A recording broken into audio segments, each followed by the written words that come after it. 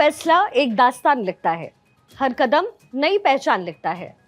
और प्रधानमंत्री नरेंद्र मोदी भी नेशन फर्स्ट ही अपनी सोच के साथ हर दिन नए भारत के लिए नया आयाम गढ़ रहे हैं। वो आयाम जो 2047 के भारत की नींव को मजबूत कर रहा है और देशवासियों को ये यकीन दिला रहा है कि विकसित भारत का सपना अब और दूर नहीं है। प्रधानमंत्री नरेंद्र मोदी ने अपने पहले पॉडकास्ट के जरिए इसे एक बार पुख्ता कर दिया है। तो आज द जेसी शो में प्रधानमंत्री नरेंद्र मोदी की इसी शख्सियत पर आज हम चर्चा करेंगे। भारत 24 के सीईओ और एडिटर इन चीफ और फर्स्ट इंडिया के सीएमडी डॉक्टर जगदीश चंद्र के साथ से स्वागत है आपका। और सबसे पहला सवाल मेरा आपसे ये है कि आखिर ये जो आज की हेडलाइन है उसके मायने क्या है? यह इंटरव्यू एक ताज़ी हवा का झोंका है जो नरेंद्र मोदी के दिल में झांक कर देखता है बहुत करीब से। इसके साथ ही it indicates a new shift from traditional media to modern channels of communication, transparency and engagement in political diaspora, you can say this. It also shares Modi's candid reflections on his childhood, his education, or you can say his political journey, leadership, his risk-taking capacity, his love to his late mother, and so on.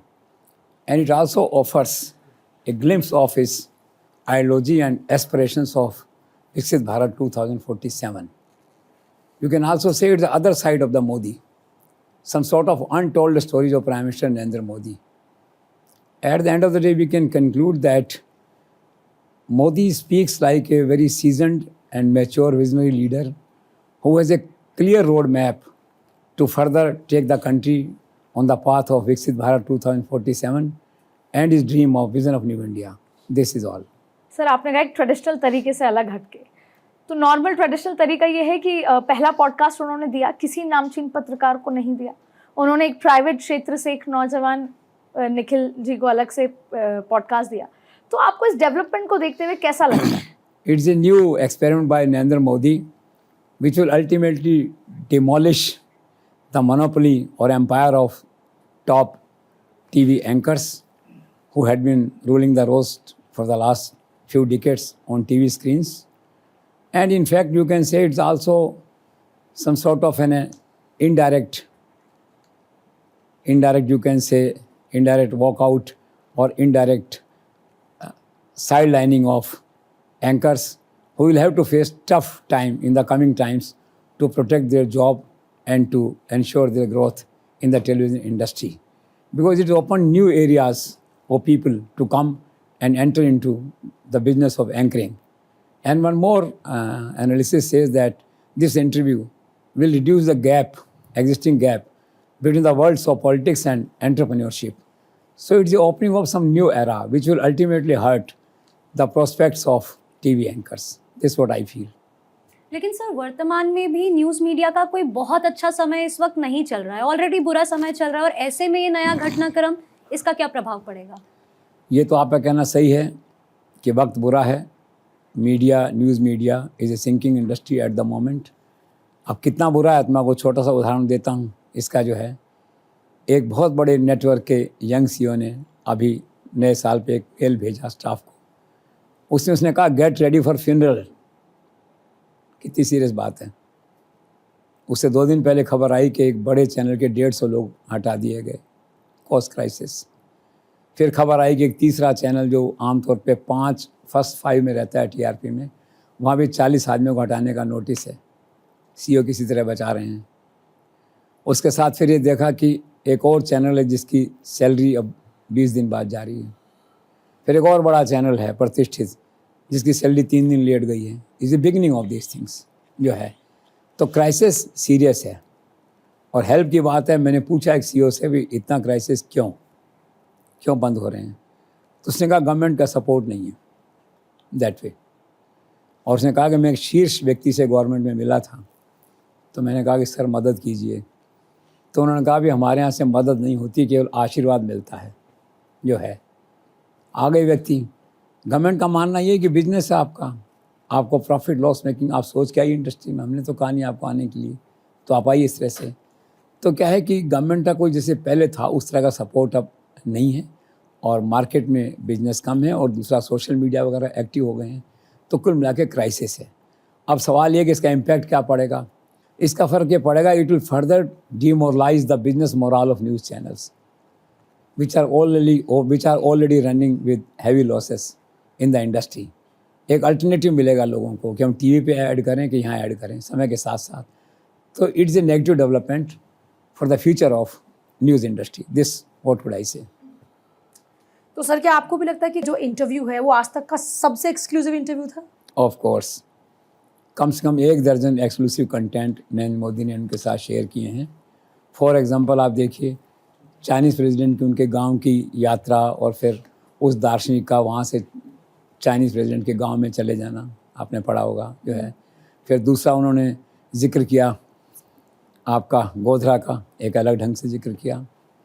फिर उन्होंने जिक्र किया वहाँ की एक घटना का, गांव था महसाना, वहाँ भैंसों का व्यापार होता था। तो यूपी से लोग आते थे, भैंसें लेके जाते थे। वो भैंसें फिर जो है बम्बई लेके जाते थे, दूध देती थी, बम्बई रहती थी। जब दूध देना बंद कर देती थी तो वापस गांव में लौट आती थी। तो नरेंद्र मोदी वहाँ चाय की स्टॉल चलाते थे रेलवे स्टेशन पे। तो मालगाड़ी के इंतज़ार में 30-40 लोग हमेशा गाय वाले भैंस वाले वहाँ बैठे रहते थे। तो ये करते करते वो गुजराती से हिंदी सीख गए वहाँ पे। तो एक अपने आप का एक्सक्लूसिव कंटेंट था जो उन्होंने दिया। फिर ये दिया कि मेरे को तू कहने वाला कोई नहीं है, बिल्कुल एक्सक्लूसिव कंटेंट था। फिर उन्होंने कहा कि आरएसएस के फंक्शन साथ मैं पहाड़ में जा रहा था, जीप को मैंने धीमा कर दिया, ब्रेक नहीं लगाए, पेट्रोल बचा लें इसका, वो बिल्कुल एक्सक्लूसिव कंटेंट था। तो बहुत सारे ऐसे एक्सक्लूसिव कंटेंट थे इसके बारे में। एक उनका जो वीज़ा नहीं मिला था अमेरिका में उनको, वो एक अलग ढंग से उन्होंने अपना अनुभव बताया। गोधरा का आंखों देखा हाल बताया, फर्स्ट एक्सपीरियंस जो है। तो ये बिल्कुल मोस्ट एक्सक्लूसिव इंटरव्यू था सो फार। So people are saying that it is a very calculated move to connect with the target audience of influencers. As you said, entrepreneurs or maybe youth, a different section. What do you think, sir?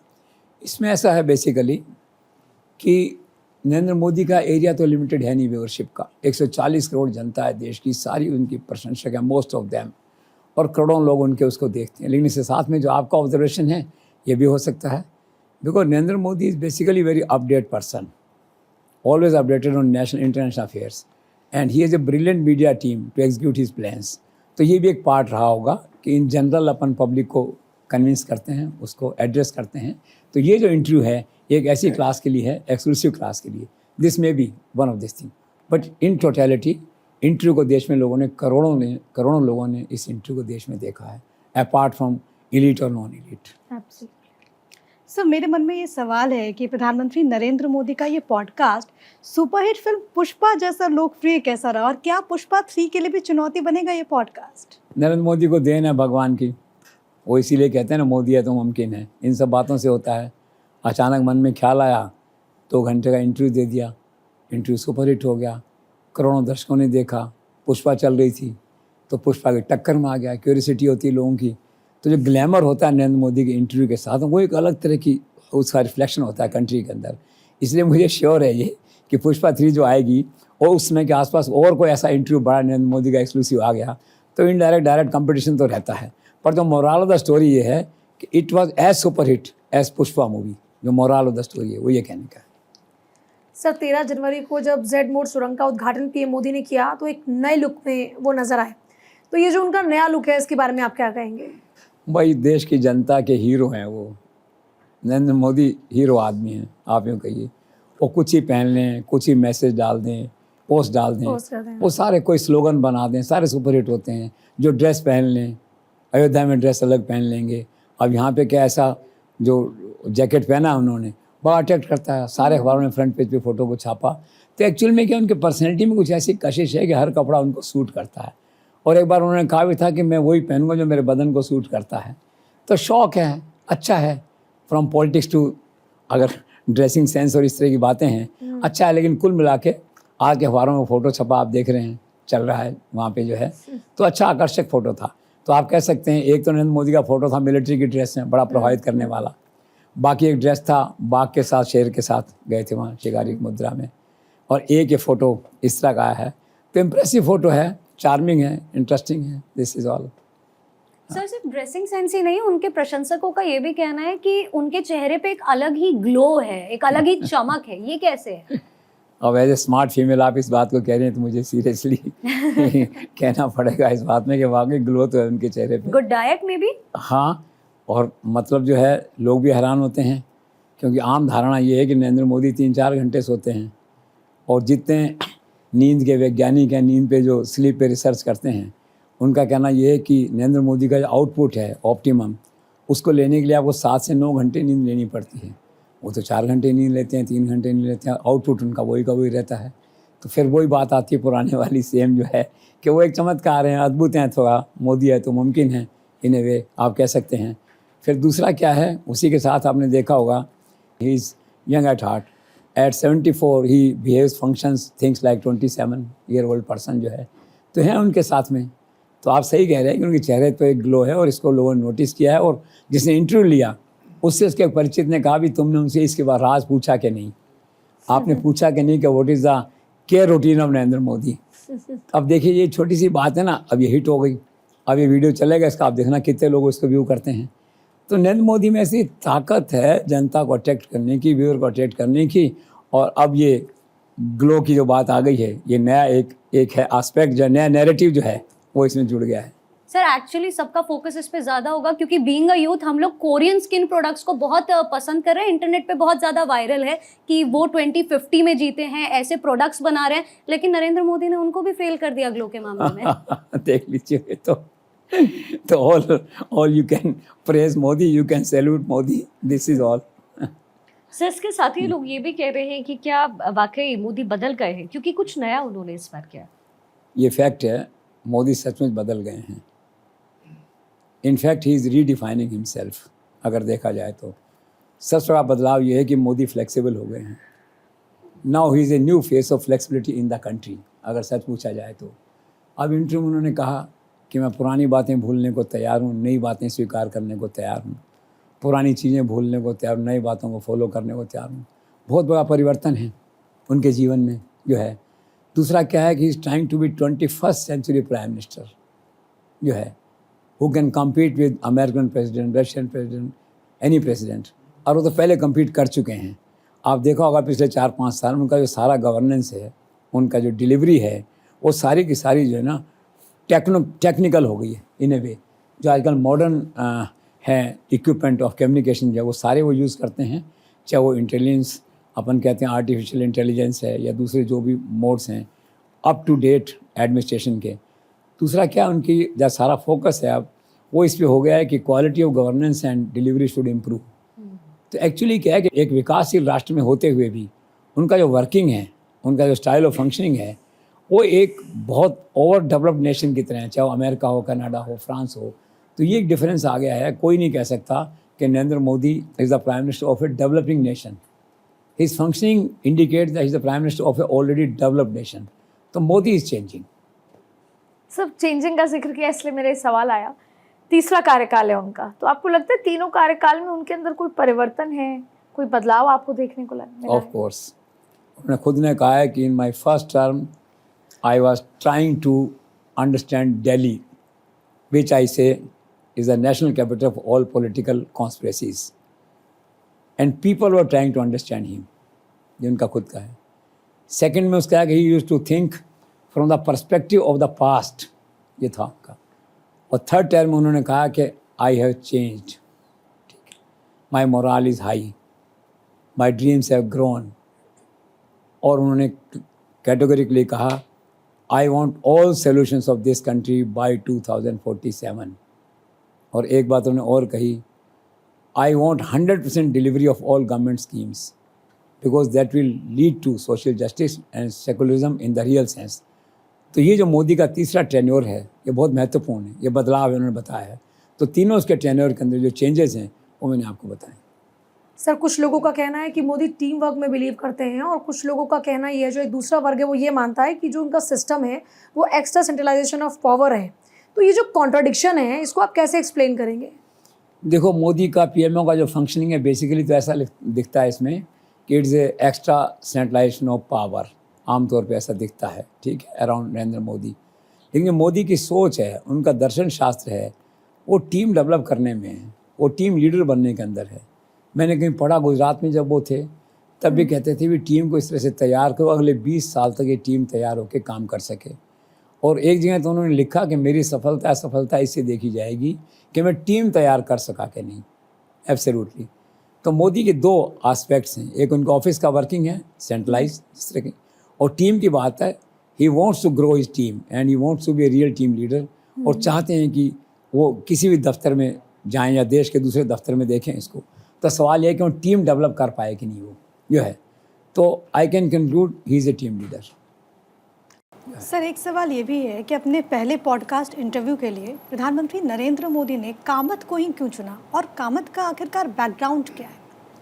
देखो, मैंने पहले भी कहा कि Narendra Modi is A media expert, ठीक है, और आपके विचारक भी हैं, दार्शनिक भी हैं, तो उनका सिलेक्शन होता है ना, और क्या well assisted by a professional media team भी हैं। तो ऐसी सोच बनी होगी कि चलो उनको लाया जाए आगे, तो लाए उसको आगे।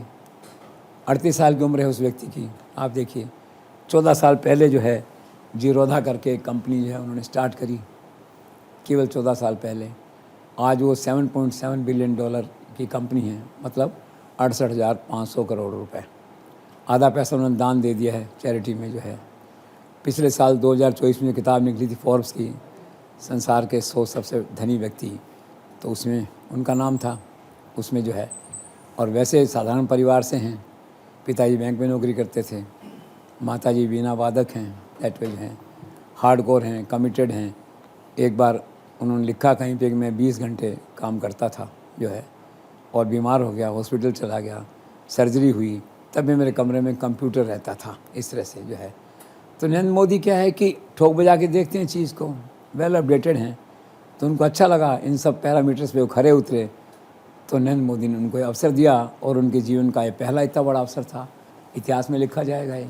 अभी तक छोटे छोटे इंटरव्यू किए थे उन्होंने, आप देखिए, तन्मय भट्ट करके उसका किया, सुनील शेट्टी का किया, किरण मजूमदार का किया, तो कोई ऐसी कोई सेलिब्रिटीज़ नहीं थी। एकदम से जंप देखिए आप नरेंद्र मोदी का जो है, तो उसका तो मीडिया के हिसाब से जीवन सार्थक है इन ए वे। और उसी कंपनी का शेयर कहाँ जाएगा। और बेसिकली तो क्या है ना कि वो ऑनलाइन शेयर ब्रोकर थे, ब्रोकरेज का काम करते थे, लेकिन भाग्य है, भाग्य और योग्यता दोनों साथ हैं, इस कंबाइन है। तो मुझे लगता है इन्हीं सब कारणों से मेरिट पे नरेंद्र मोदी ने उनका चयन किया। सर, मैंने सुना है कि इस अनरियलिस्टिक सक्सेस के बाद जो पॉडकास्ट को व्यूअरशिप मिली है, अब नरेंद्र मोदी चाहते हैं कि या तो खुद राहुल या फिर विपक्ष का कोई भी दूसरा बड़ा नेता कामत की तरह उनका इंटरव्यू करे और पूरी पारदर्शिता दिखाते हुए उन सवालों का जवाब भी देंगे। ये संभव है?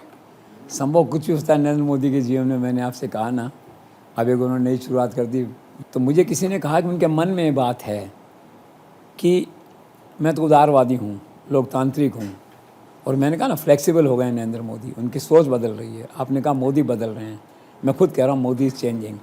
तो उनके मन में ख्याल आया होगा कि चलो एक दिन राहुल गांधी कहते हैं कि आ जाओ मेरा इंटरव्यू करो, या केजरीवाल से कहते हैं, या ममता से कहते हैं, या खड़गे से कहते हैं उनको कि आइए, तो कुछ भी चमत्कार कर सकते हैं। फिलहाल मुझे कहा कि ऐसी सोच उनके मन में आ रही है। Let's see when and how it materialises. Good idea. Sir, पिछले कुछ समय से दिल्ली के राजनीतिक क्षेत्रों में ये चर्चा है कि केजरीवाल कोई बड़ा राजनीतिक इमेज बिल्डिंग कैंपेन शुरू करने की सोच रहे हैं। क्या आपको नहीं लगता कि इंटरव्यू देकर के प्रधानमंत्री नरेंद्र मोदी ने केजरीवाल से ये पहल छीन ली? कहा जा सकता है।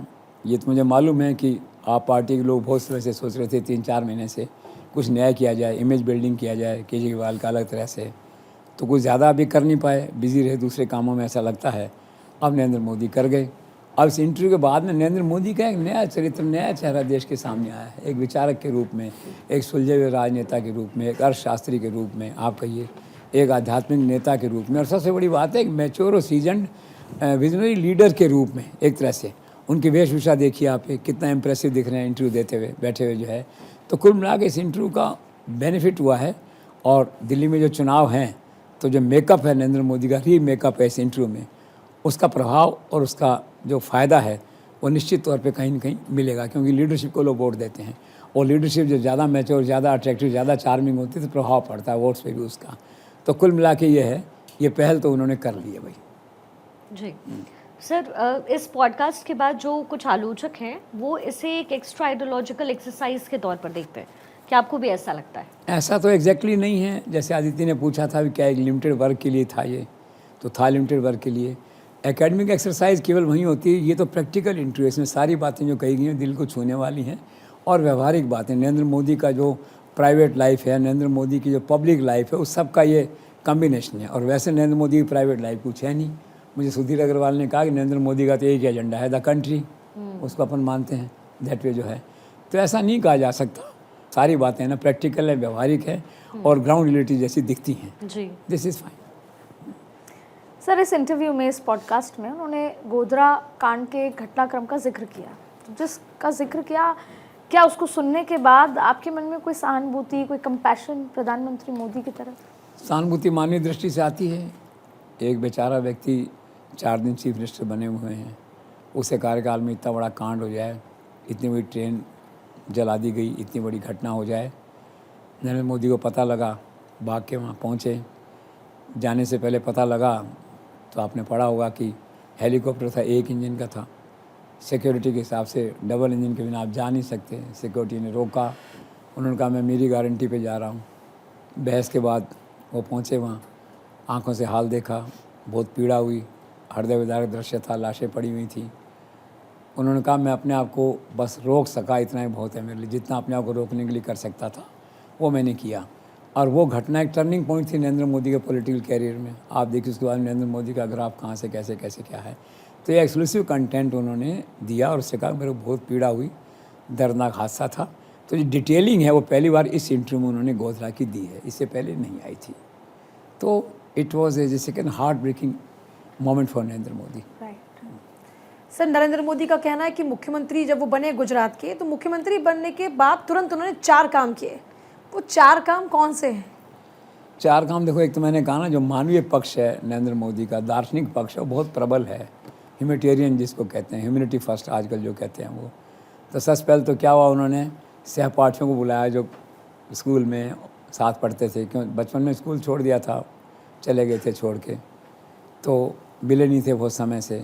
मुख्यमंत्री बने, एहसास आया कि चलो इन्हें हेलो कहें, इन्हें भी कहें कि आपका भी आभार है मेरे यहाँ पहुँचने के अंदर जो है। उन सबको बुलाया 30-35 लोगों को। फिर एक्सटेंडेड जो फैमिली है, भाई भतीजा पोता पोती, ऐसे रिश्ते में होते हैं ना बहुत सारे, 30-35 लोग होंगे, उनको बुलाया और एक अभी आपका भी आशीर्वाद रहा है मेरे आगे बढ़ने के अंदर जो है। फिर क्या है कि जो गुरुजन रहे हैं खुद के इस टेन्योर के अंदर जो है, उन सबको बुलाया। एक उनके बहुत सीनियर गुरु थे रस बिहारी जी, उनको बुलाया, अब तो नहीं है दुनिया में, दैट वे। तो ऐसे कह के उनका आभार व्यक्त किया, कृतज्ञता दिखाई। और फिर आरएसएस के लोग जिनके यहाँ खाना खाने जाते थे, सारथी आरएसएस के कहते हैं, उनको बुलाया।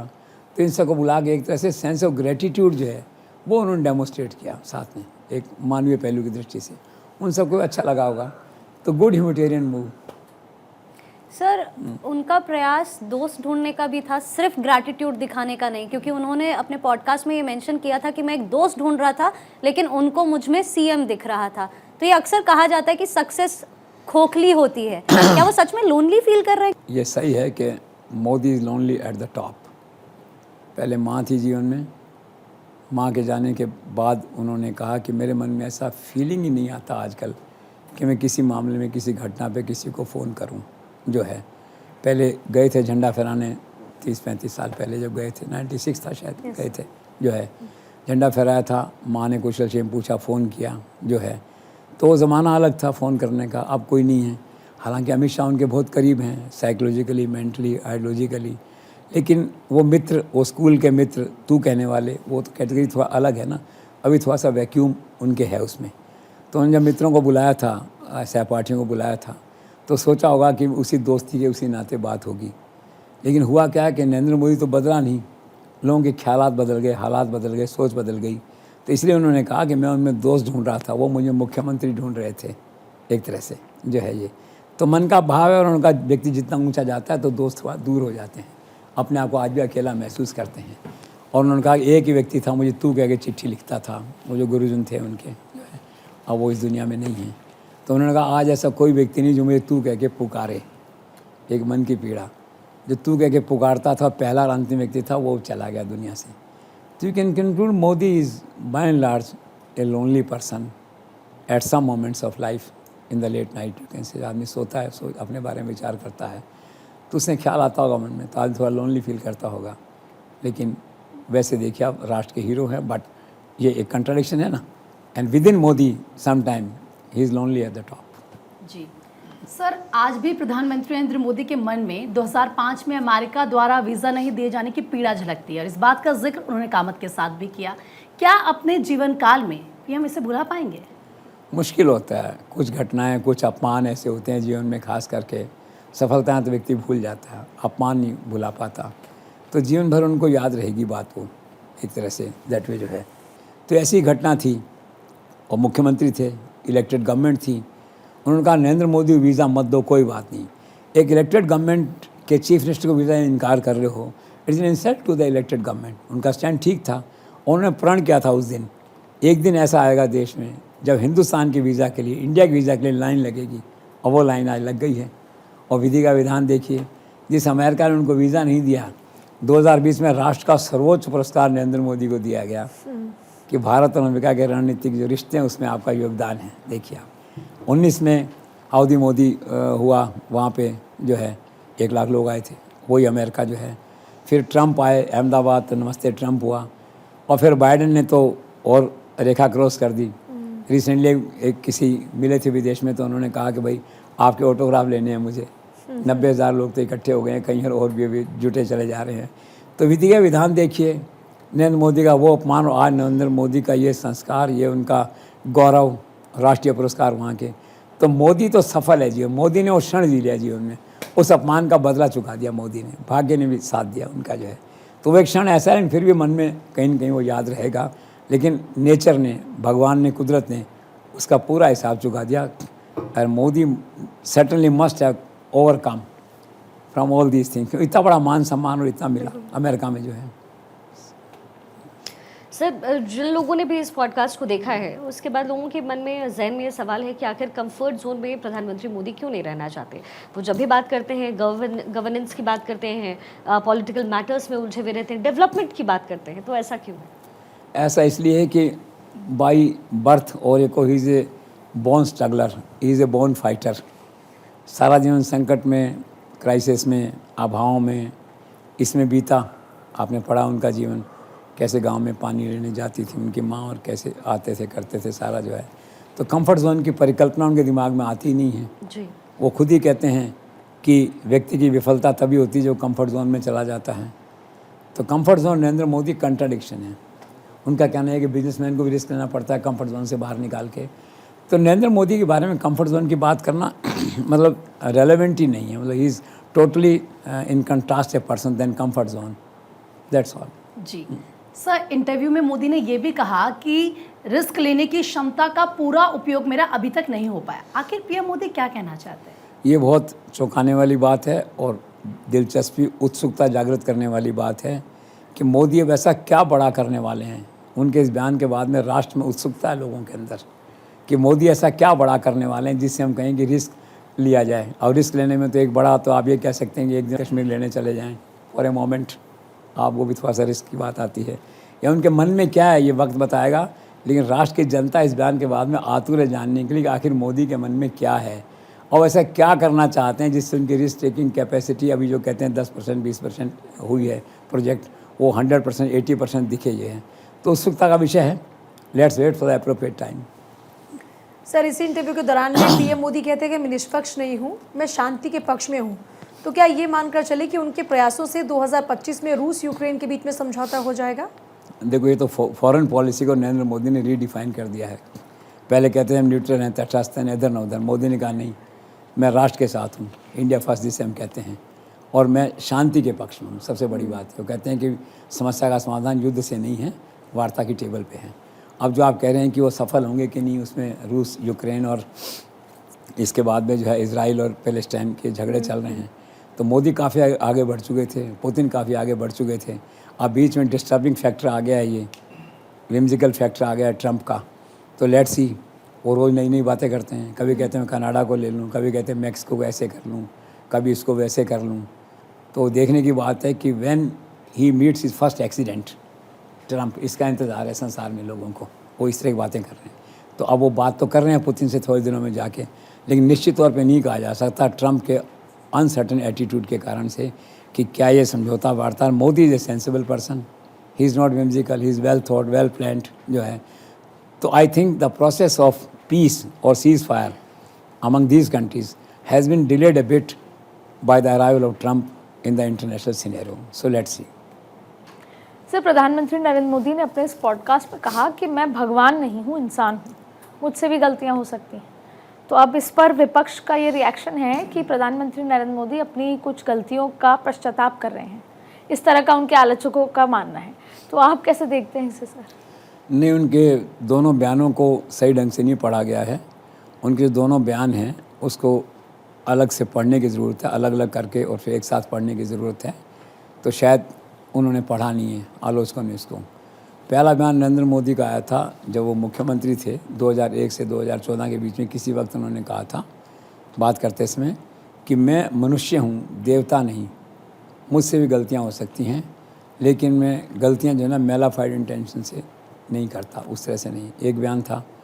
और उसके 10 साल बाद अब ये बयान जो उनकी माँ की मृत्यु हुई तो उसमें उन्होंने कहा कि अभी तक मुझे ऐसा लगता था कि मेरी जैविक उत्पत्ति है, मैं जैविक संतान हूँ। माँ के जाने के बाद मेरा जो अनुभव है उससे ऐसा लगा मुझे कि मेरी उत्पत्ति जैविक नहीं है, मुझे ईश्वर ने भेजा है और जो ऊर्जा है मेरे में ये ईश्वर ने प्रदान की है।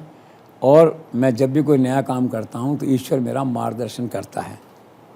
तो इसका अर्थ ये लिया गया कि नरेंद्र मोदी आम मनुष्य न होकर भगवान के भेजे गए विशेष दूत हैं। ओके, अब क्या है कि आलोचकों ने दोनों बयानों को क्लब कर दिया, अलग अलग करके ठीक से नहीं देखा, ढंग से नहीं देखा उसको। तो मेरा माइंड क्लियर है कि दोनों बयानों में कोई विरोधाभास नहीं है। दोनों बयान अलग अलग पर्सपेक्टिव में, अलग अलग सिनेरियो में, अलग अलग बैकग्राउंड में, अलग अलग समय तिथियों पे दिए गए हैं। This is all. जी सर, देश के मौजूदा माहौल में, देश की राजनीति में युवा पीढ़ी के लिए आप क्या अपॉर्चुनिटीज देखते हैं? युवा पीढ़ी के लिए तो एम्पल अपॉर्चुनिटी है। It is young country now. आप अलग सेक्टर में देखिए, पॉलिटिकल अपॉर्चुनिटी की अगर हम बात करते हैं पहले, तो नरेंद्र मोदी ने खुद ने कहा है कि I want to inspire young generation to join politics with integrity and purpose. उनका कहना ये है। वो रूटीन में नहीं चाहते कि जैसे आजकल है ना कि टिकट लेने चले गए, कोई बैकग्राउंड नहीं है, कोई कमिटमेंट नहीं है, वर्किंग नहीं है। तो चाहते हैं कमिटेड यंग क्लास पॉलिटिक्स में आए। वो तो एक पहलू है इसका। बाकी यंगर जनरेशन का फ्यूचर तो आप देख रहे हैं सब हर एरियाज़ में आजकल लोग IAS और इसमें IPS में कहाँ जा रहे हैं। आजकल लोग तो अपना स्टार्टअप खोल रहे हैं, अपने नए नए वेंचर खोल रहे हैं। बिल्कुल दुनिया बदल गई है, IT सेक्टर में चले गए हैं। तो there is a huge opportunity for young generation in the country, specially in politics. Then with the rider of Narendra Modi कि बी ऑनेस्ट, इंटीग्रिटी रहे आपकी, with a purpose you come and join politics, you are welcome. तो let's see कितने लोग आगे आते हैं। Sir, शुरुआत से ही प्रधानमंत्री नरेंद्र मोदी का झुकाव रामकृष्ण मिशन और साधु संतों की तरफ रहा है। क्या सच में वो साधु संत या आध्यात्म गुरु बनना चाहते थे? चाहते तो थे एक वक्त पे। बाकी जन्मपत्री में प्रधानमंत्री बनना लिखा था तो बन गए। उन्होंने लिखा है कि मैं रामकृष्ण मिशन को ज्वाइन करना चाहता था, पर उनके जो पैरामीटर्स थे उनको सूट नहीं करते थे।